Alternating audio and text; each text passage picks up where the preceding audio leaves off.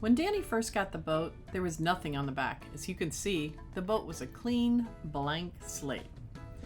Prior to him owning the boat, it had a 40 horsepower Mercury on the back of it.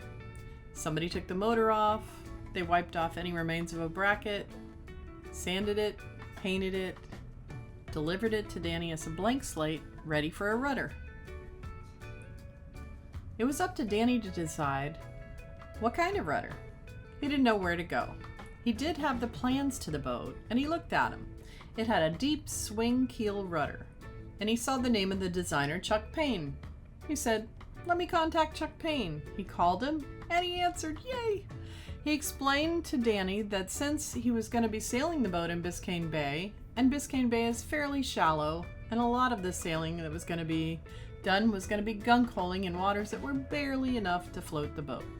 He thought a barn door style rudder, like the kind that are on mud hens and beach hens, would be a great asset for the boat. He told Danny, "Put this rudder together. It's easy. You can do it." He said, "Get a couple pieces of 5/8 inch marine plywood. Make a template. Then take that template and put it on a big piece of cardboard bigger than the rudder. Cut out the template, take those big pieces of cardboard, and lay them on the plywood. Trace out the line, and then from there, cut out the plywood into the shape of the rudder." Once Danny had those two pieces, all he had to do was pour some thickened epoxy over one side of the plywood, take the other piece of plywood, and lay it on top of it. Clamp it together, let it cure overnight, and the next day, he had a basic rudder shape that was 1.5 inches thick.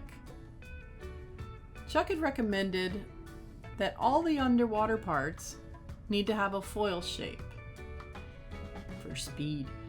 So he did a little research on foil shape, and then Danny found a guy online that had a jig that would let him shape the rudder perfectly with a lot of control using just a router. So he went ahead and built this jig and took out the router. And to this day, me, his wife, will tell you, that's the noisiest tool I've ever heard in my life. It really is. Anyhow, it's a great tool. It did exactly what it needed to do. He took the router, set up the jig, he got to work, and in a matter of hours, the rudder looked so good. He couldn't believe what he had made, and he was very pleased with himself, and I was super proud. And then at that point, he laid out some fiberglass, mixed up some epoxy and hardener, and poured it all over the rudder.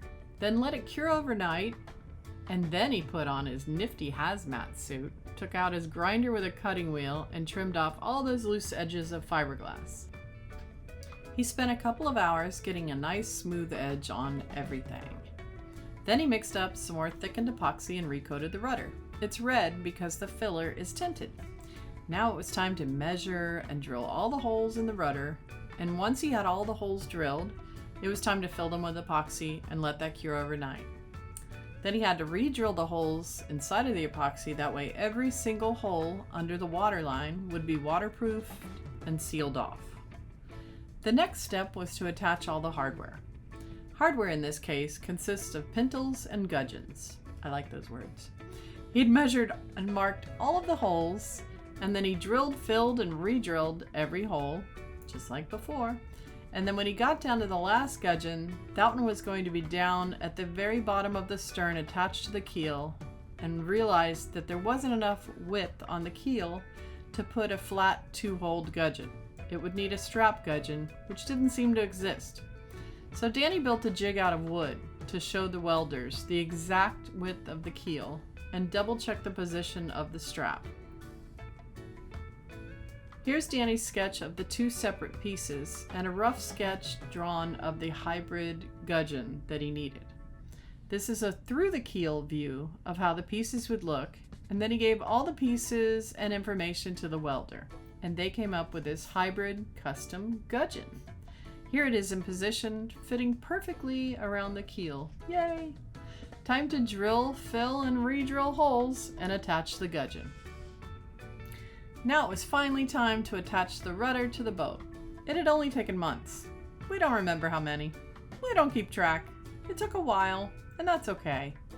It took a little bit of finagling, a little bit of tweaking here and there, but in the end, Danny had a rudder. A working rudder on the Sandpiper. Yay!